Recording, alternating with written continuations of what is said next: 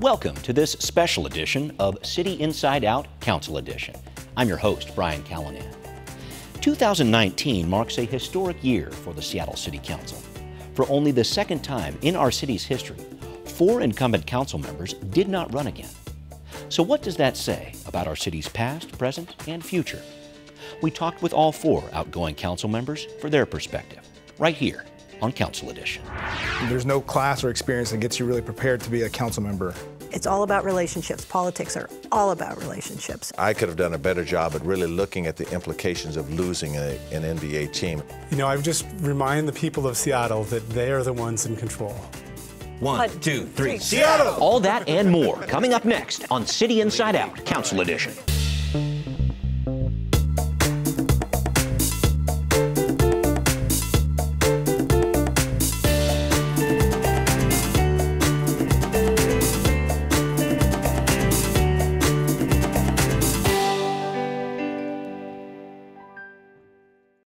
And here we go with this special edition of Council Edition. I'm Brian Callanan, and I am with 4 people who will not be on the City Council next year.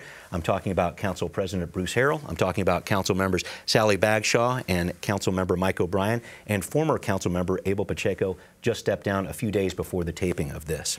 We will begin here with Council President Harrell.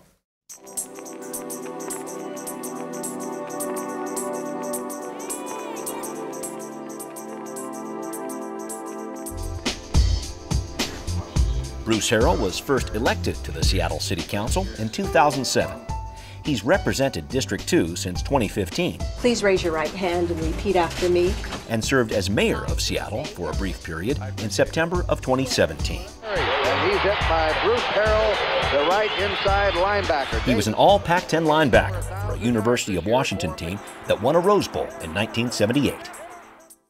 So, Bruce, looking back on your decade plus on the Seattle City Council, what thing are you proudest of accomplishing from your team or the council as a whole? Well, let me try to condense 12 years into one moment. Do it. Thank you for that. Best you can, yeah. Well, I think what I'm most proud of is, I'm going to go back earlier in my tenure, that the race and social justice legislation that we know now, that originally began as an initiative under Greg Nichols, and it was sort of a response to youth violence and particularly violence in communities of color and an investment strategy. And it was an initiative, and when Mayor McGinn got elected, I looked at his background and I sort of saw him more as an environmentalist, and I didn't know his values or his vision with respect to race and social justice issues. And so I began meeting with many employees at my home, many African American and people of color, that were with the city. We had a series of meetings over several months, and from that sort of birthed the race and social justice legislation. And so I'd come back and not looked at it so much as an initiative as a way of doing business, as a way to look at the lens of all of our issues and all of our investment strategies from a lens of people that are not in the room and who are impacted. And now I think RSGI is just part of our nomenclature, and people don't really question how we've started to double down in this area. And I think that at least the vision that I had based on an earlier initiative has really become part of our culture, and I'm probably most proud of that. Great to hear. We now move to Councilmember Sally Bagshaw.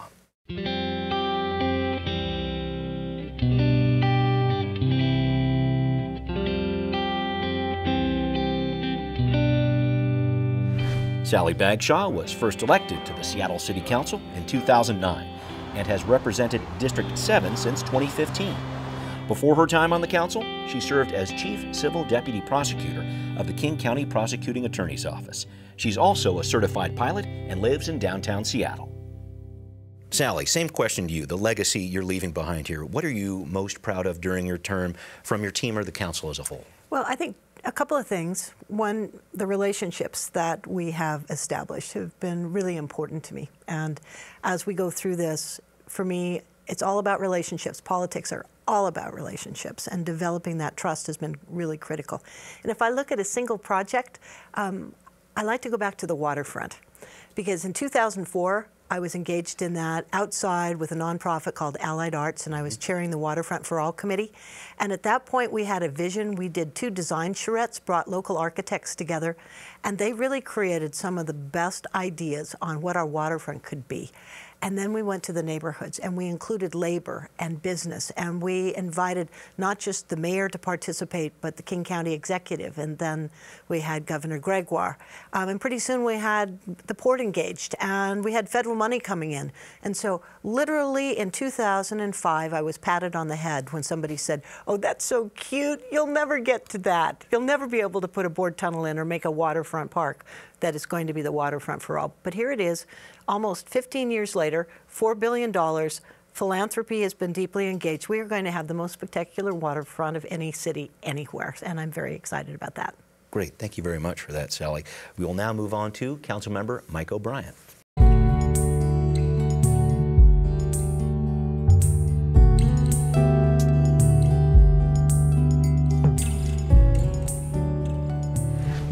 Mike O'Brien won a seat on the Seattle City Council in 2009 and has represented District 6 since 2015. Before his election, he served for 10 years as the Chief Financial Officer at the local law firm Stokes Lawrence. Mike started his career in politics through his work with the Sierra Club, where he currently serves on the board of directors. Mike, similar question to you, this legacy you're leaving behind, something you're proud of during your term, what the council did as a whole, your thoughts about that? There's a number of things I'm proud of, and I just want to preface it by saying, what I was able to accomplish as a council member is really a reflection of powerful people in our communities that were pushing things forward. And as a council member, as an elected official, we often get the credit or the concern when it doesn't turn out well, but really it's so often a reflection of community members who are really pushing it, like my colleagues have talked about. I'm really proud of the work we did on election reform, preventing elected officials from fundraising all 4 years when they were in office and rolling over war chests from one to another, ultimately getting with a public financing system and democracy vouchers. I'm proud of the work around workers, specifically around the taxi industry. There's a lot of work to do there, and there's a lot of people whose lives have been disrupted by it. But working with Council President Harrell, we got collective bargaining rights for independent contractors, which will someday hopefully impact that industry, but frankly all industries as our face of the workforce changes. Transportation, getting Sound Transit 3 passed, and the Transportation Benefit District to add another $50 million a year of bus service to Seattle. It's really transformed the city, and getting folks like young folks like the kids at Rainier Beach and now everywhere across the city free Orca passes is a great thing. And finally, on sustainability, the work around banning plastic bags, getting those phone books out of our house, and perhaps more importantly, our commitment to being a carbon neutral city in the next decade. All right, thank you very much, Mike. We'll now move on to former council member Abel Pacheco.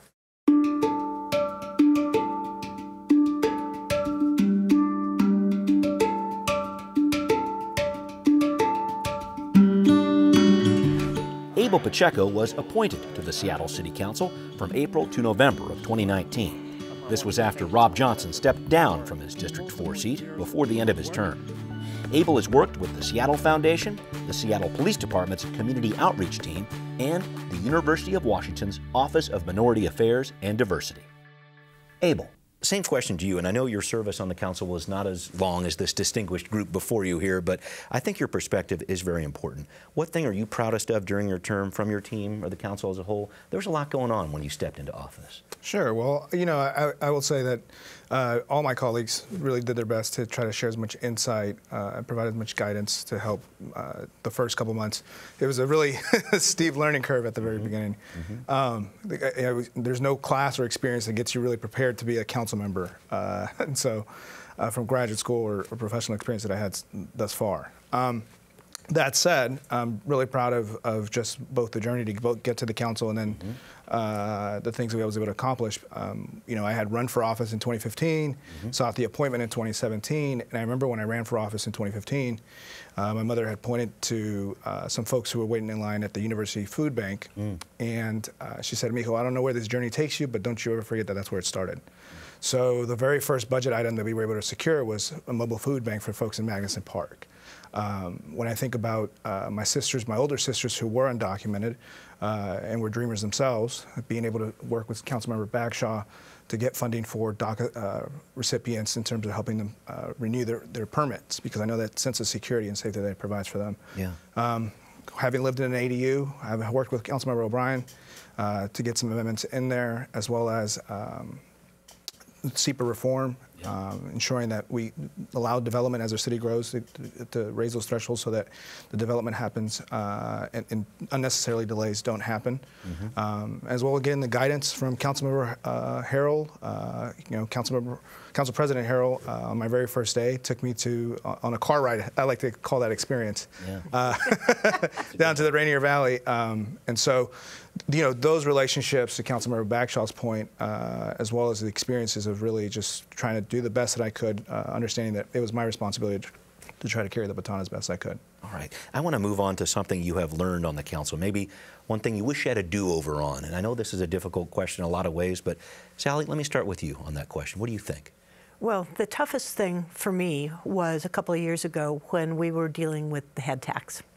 And what was troubling was that we knew we needed the revenue, but we didn't get out front in the community and explain we need to be able to have more affordable housing. We need to be investing in more mental health. We really know that to make the city a better place is that we're all better off when we're all better off.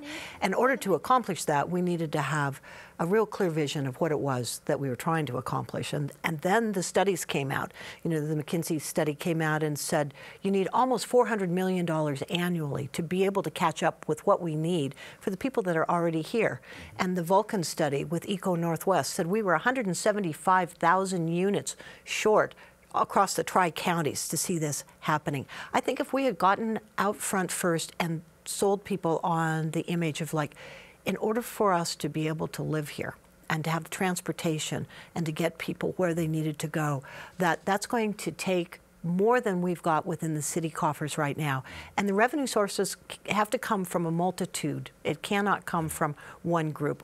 I don't think we did a good job on that. The people who are being disruptive because they are angry. The system is not working for them, and disrupting it is the only thing that they can do. Adjourn the meeting. And as it went through in the spring and we got, people's backs got up more, if I were to do this over, and we know that it's going to be coming, we need to look at all revenue potentials and getting the business community and labor and our environmental friends and philanthropy and those that are providing the services to agree on what is the problem we're trying to solve and how can we solve it and how can we pay for it. It's coming back, and I don't want anybody to think that what we did a couple of years ago was done well. It wasn't, but we can do it better, and we definitely need the whole community. And I'm looking now at a tri- or even a four-county, kind of a Sound Transit-like approach around housing and human services. I think we can get there. It's not going to happen in a day, but that's where we need to go. Okay.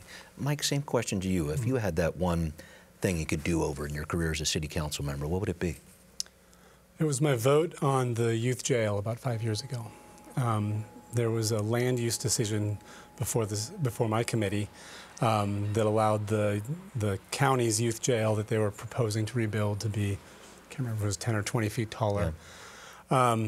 And I voted in support of that land use change, despite my feeling that investing millions of dollars in putting our kids behind bars was not a smart thing to do.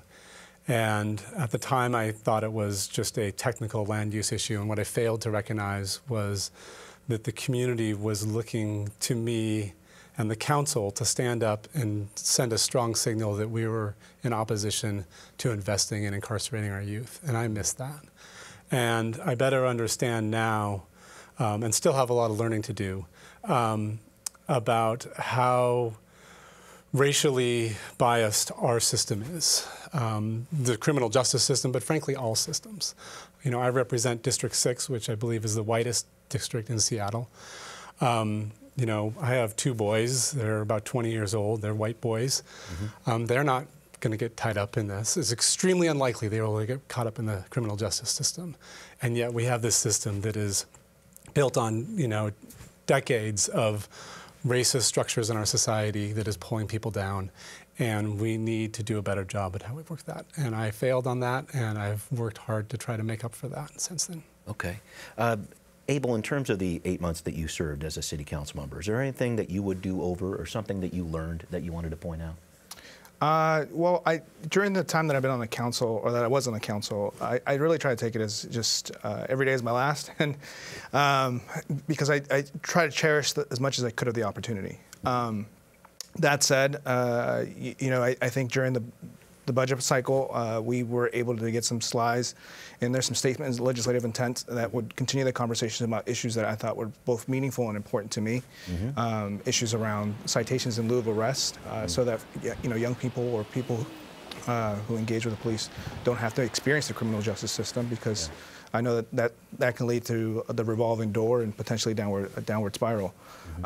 Secondly, with WSOS, the Washington State Opportunity Scholarship, Seattle is a tech city. How do we create the next generation of STEM professionals, and how does that new face of STEM include more young girls and kids of color, as well as just thinking about what we could do in addition to finding out additional data around our Families and Education Levy, our BEST program, and so continue to carry the conversation, the baton. I did my best to try to learn from the experience each day.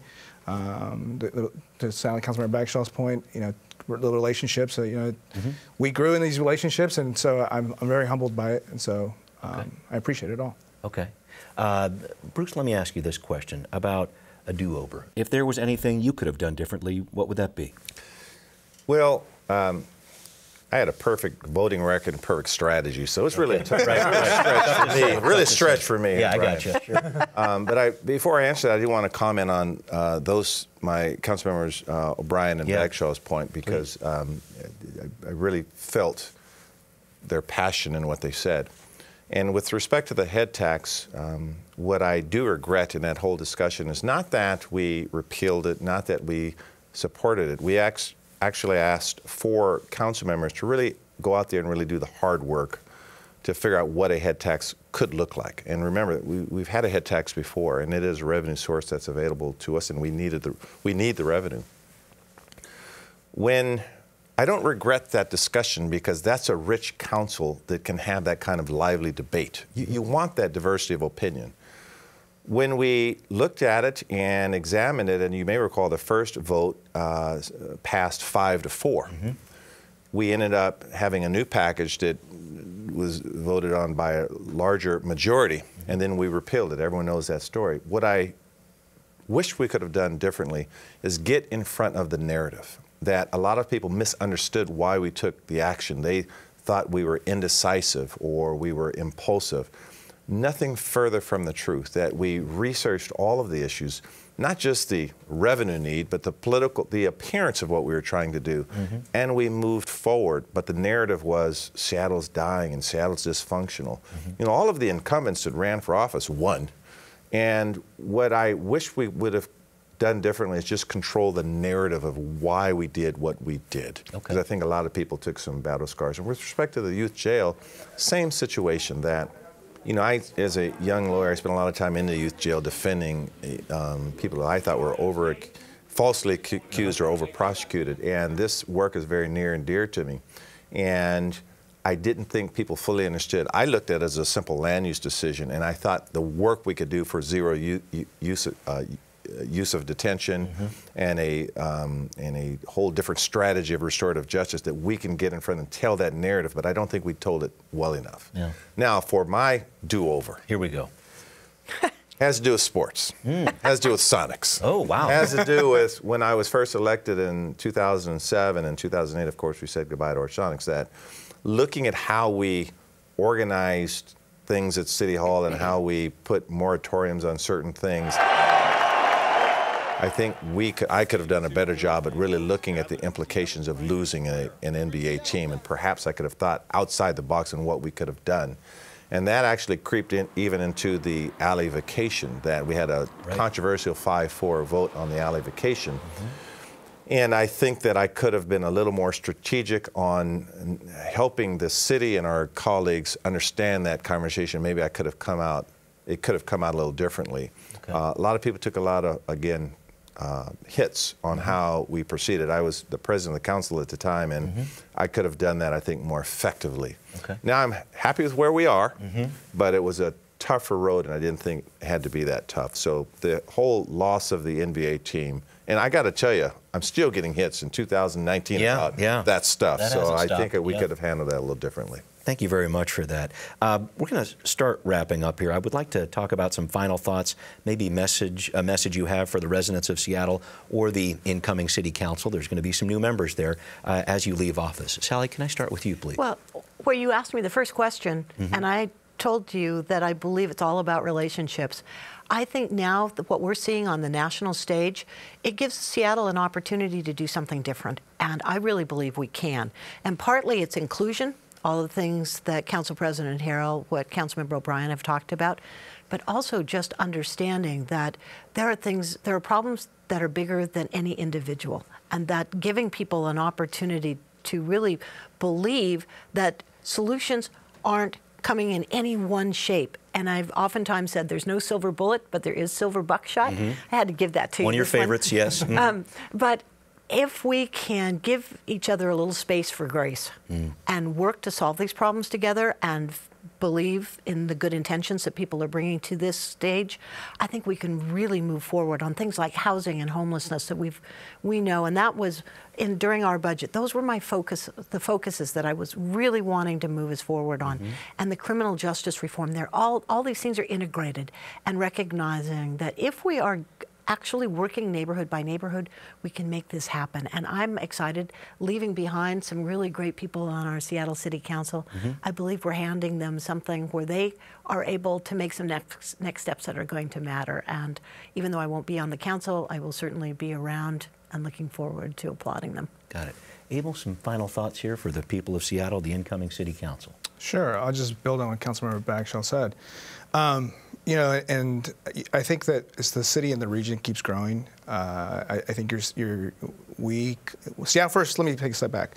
Seattle is very lucky to have both council members who really deeply care about their community and want to do everything they can to push the region forward in an equitable manner. That said, you know, I think that it kind of starts beginning to, start the conversation about more we can challenge the state to give us additional tools to do. I think that people see the prosperity growing in the region and you want the wealthiest and the biggest among us to do more, which is the right thing to do. Sure.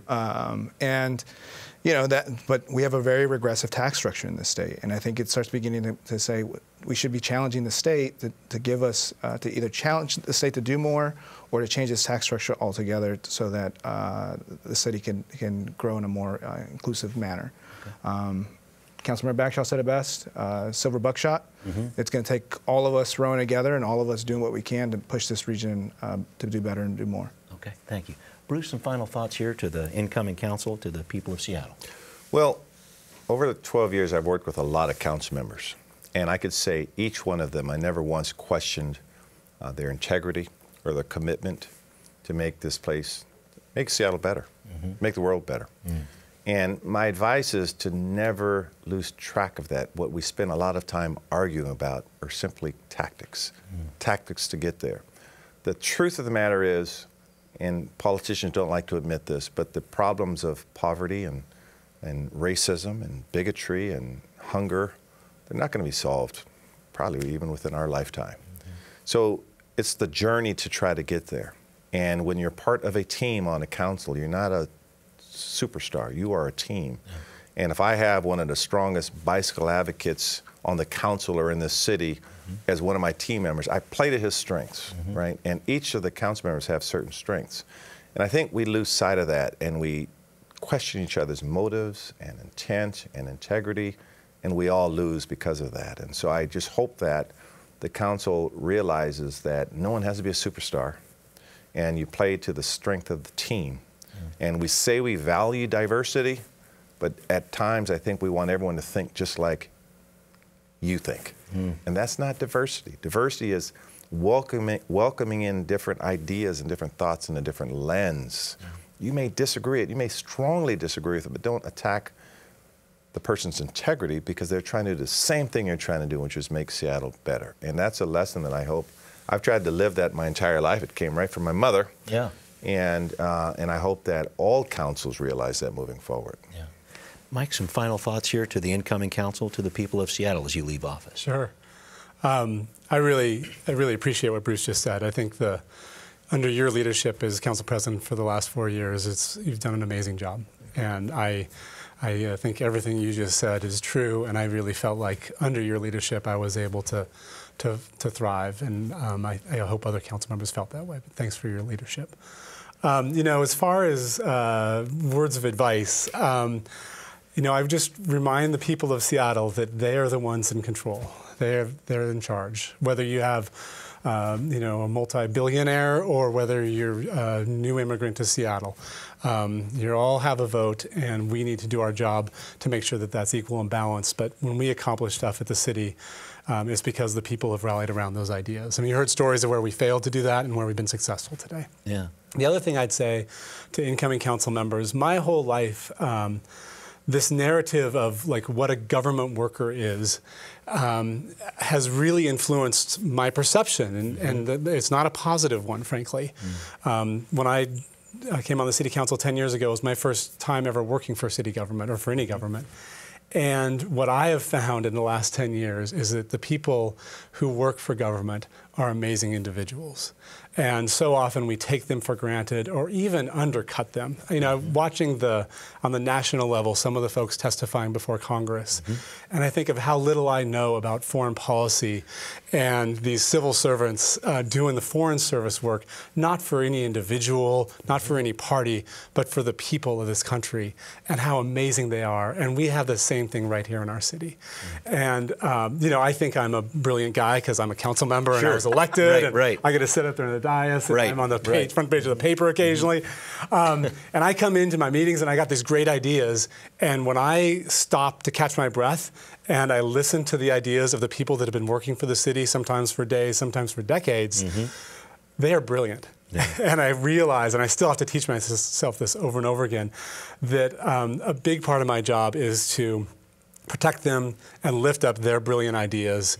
And I'll get credit for that, which is not fair. Right. But there's so many amazing people working for the city, and I hope more and more people in our city, including the new folks coming in, will recognize that. I wonder if briefly I can ask about a favorite memory you have about Mike, and try to keep it at 30 seconds. About Mike O'Brien? This guy right here. Well, our very first month together, and we ran for our first elections in 2009. But our very first month, we're walking up the stairs together, and he looks at me, he goes, 148th. I said, what? And he said, 1 month down and 47 to go. Little did he know. I think sounds like you remember that conversation. Any memory you wanted to share about Sally?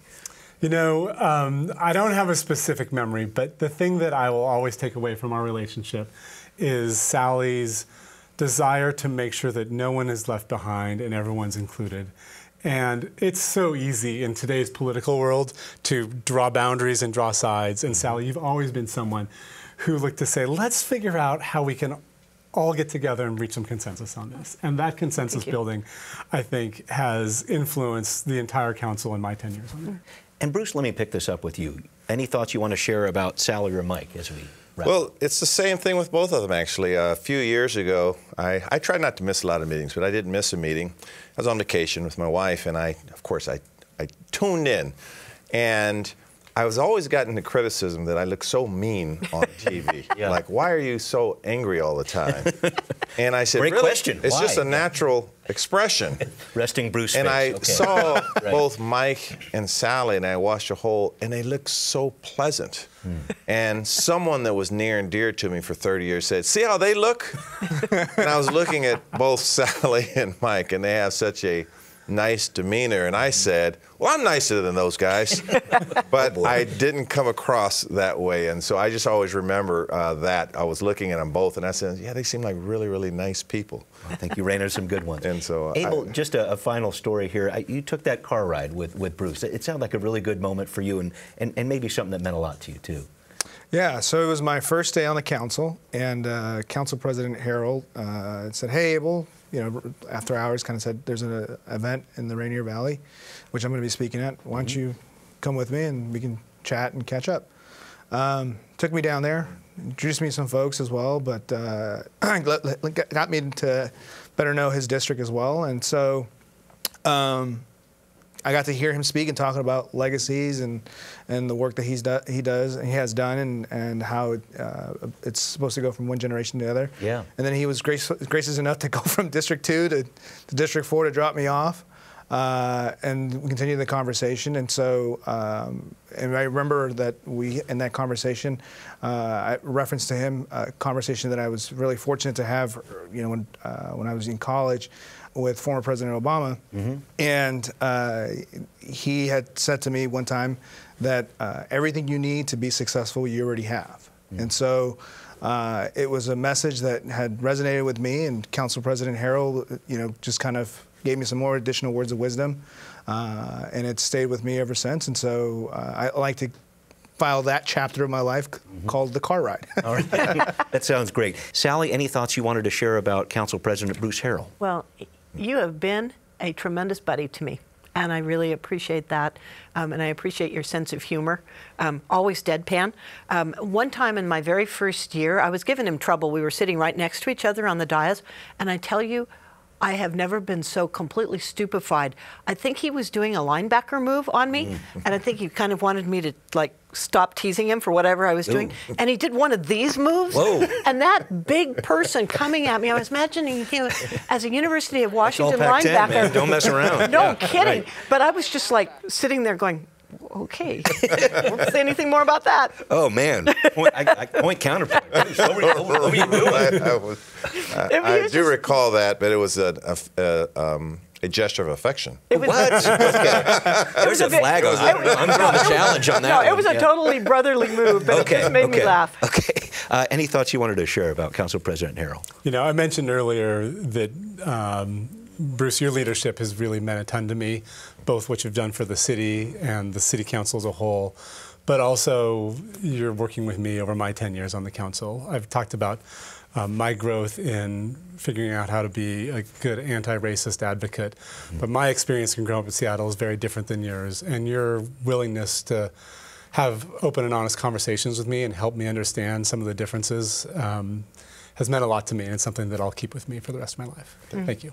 Bruce, could you, this car ride thing, this whole deal of kind of taking Abel under the wing, I wanted to make sure that someone said something about what Abel's done on the council, because I know you were very involved in that process to bring him on, et cetera. Anything you wanted to share about Councilmember Pacheco? Yeah, I would like to share that. This is a really tough job to step in and to take land use and to deal with some of the controversial issues we did. And I saw Abel do it. He epitomized what I consider class. There's some rough discussions we've had out there, and I always saw him staying high. Some people said a few things about him, and I just really, as a young man, I wish I had that maturity when I was his age, because I would have probably come across the bow in a few statements. And I think his ability to take the high road when things get really tense is going to serve him well in life. I would love to just say, I was so impressed by your willingness to come in and learn from everybody and then to take on land use. Land use is one of the most difficult committees that we had, and you were right in the middle of the ADUs and trying to raise heights of buildings in some of the areas that not every neighborhood was welcoming, and I think you did a great job. And I also appreciate the poise that you brought and your willingness to talk about your background and your mom in particular and what kind of an impact she had on you in your life. It was very touching to me, and you were a great ally. Thank you. Got it. Mike, anything you want to say about Abel? I'll just repeat here what I said on the dais. I remember when I first met you, I don't know how many years ago it was, but it was, my recollection at least, was a meeting at BKL in City Hall. And it was clear to me when I talked about public servants and people that work for the greater good, you wanted to be doing that work from the moment I met you. And it's shown up in that you fought hard to get to this place where you were. And that's something to be proud of. And I think the city's grateful to have your service. Abel? You know, my ability to not have a car is because of advocates like Councilmember O'Brien. You know, and during the budget process, why I felt like I was very successful for both the district and the city on the issues that I cared about was because, as Councilmember O'Brien said, Councilmember Bagshaw really led an inclusive process that I appreciate, and it really made my time on the council just that much more rewarding to learn from all of them. Mike, was there something you wanted to bring up that we haven't talked about? I think I'll just highlight the work that needs to be done on climate change. And I'm proud of what we've accomplished in my 10 years on the council. I'm proud of what Seattle has done on a national and international stage. And yet I look at young people who are going to inherit frankly, the mess that we are leaving them. And there is so much more work to be done. And I think we are at a point where the evidence around what is actually impacting our communities is so obvious that folks are going to have to accelerate that work. And they will look back at us and say, I wish you had done more when you were on your time there. And but I think the next decade is going to be critically important, the next few years. I think one of the single most important things that we need to solve is regional homelessness, and having this opportunity to bring a regional governance together is something I'm hoping we can do before Councilmember O'Brien and I leave. This is a big deal, and not only have we been studying it for 10 years now, and then we have this new study that comes in that says, bringing the region together is critical. So now we have this opportunity for the city, the county, and our sound cities to come together and really focus on how are we going to make this work. I know that it's not going to be easy, and nobody is completely satisfied, and some people want more power and some people want more money, but we really need to be working as a region if we're going to solve this problem. So I'm hopeful in the next 2 weeks we can get there. Abel, anything else that we didn't talk about you wanted to bring up? No, I've been really lucky. I drafted an op-ed. I might reference that. Yeah, I saw that, in terms of just more in the nuances and trying to challenge the state to do more, to give the city more tools. Bruce? There's a book called The Warmth of Other Suns, and the African-American community since 1917 has always been somewhat fluid. They've lived in certain areas, and the reason why they were primarily in the Central District was a result of the restrictive covenants. Redlining, yeah. But I talked about how in the Renton City Council and the Kent City Council and Tacoma City Council and Federal Way City Council, there's African-American representation, all of whom I know. So I said it's unfortunate that we don't have anyone of African-American descent. I said, however, I'm confident that the City Council, that they understand these issues, that we still have great diversity on the council, and I'm confident that they will address the issues. And these things change. No one's in an office forever, so it might be a temporary situation, but I'm confident that the African-American community is thriving and doing well in terms of leadership, and I see some emerging leaders coming from the community. Great. And we're going to wrap up the show. It wouldn't be a good show unless there were some parting gifts for everybody here. So I'm going to hand those out. And Bruce, you're first up. I know your playing days at UW are over, but the Huskies need your help. They got a new head coach coming in. They do. I thought the pom-pom was kind of your look. So nice. Stay warm with that. Thank you. I thought they were going to announce Bruce as a new coach. Yeah, There was a whole setup. I've been waiting on it. Right. Sally, got one for you too. I hope you're able to spend a little bit more time in the air flying. I know you're a pilot, and so I got you, thank you what the lady at the gas station said were the finest aviator sunglasses available. Oh, these are great. So, these are really nice. Thank you so much. Right? Yeah, right. Those Yeah, are right. nice Yeah. Yeah. And Mike, I know I always give you a hard time about this, but Oh, boy. Go ahead. can I see if it works? Oh, yeah. It actually does work. That's amazing. That's yours to keep. That's weird. Is that what that feels like? That is what that feels like. And Councilmember Pacheco, your gift is probably one of the most special of all. But to do that, we need to set it up with a little bit of video here. And folks, just so you know, we shot some video of Councilmember Pacheco, who was nice enough to invite me to a Seattle Turns 150 trivia night at the Fremont Dock a couple weeks ago. I want you to listen to him as he was singing Happy Birthday to the city of Seattle. 1, 2, 3. Happy birthday to you. Happy birthday to you. Happy birthday, dear Seattle. Happy birthday to you. And here's to the next 150. Okay, I just wanted to confirm. You have heard that song before, right? A couple of times? Okay. Well, I've given you a pitch pipe, so next time just you'll make sure you get the right note going there. I'm wearing the pin, by the way. Yeah, I know, you're doing great, but we got to work on the song. Okay? This is why I don't sing. Tempo, too. Tempo, too. This is why I don't sing. Got to work on that. Well, I will see all of you viewers next time on Council Edition, but we will not see these council members here. I wanted to thank you for your service to the city of Seattle. Thanks, Brian. All right, thank you. Brian, it's been a pleasure. Thanks. Thank you. Thank you. Thanks.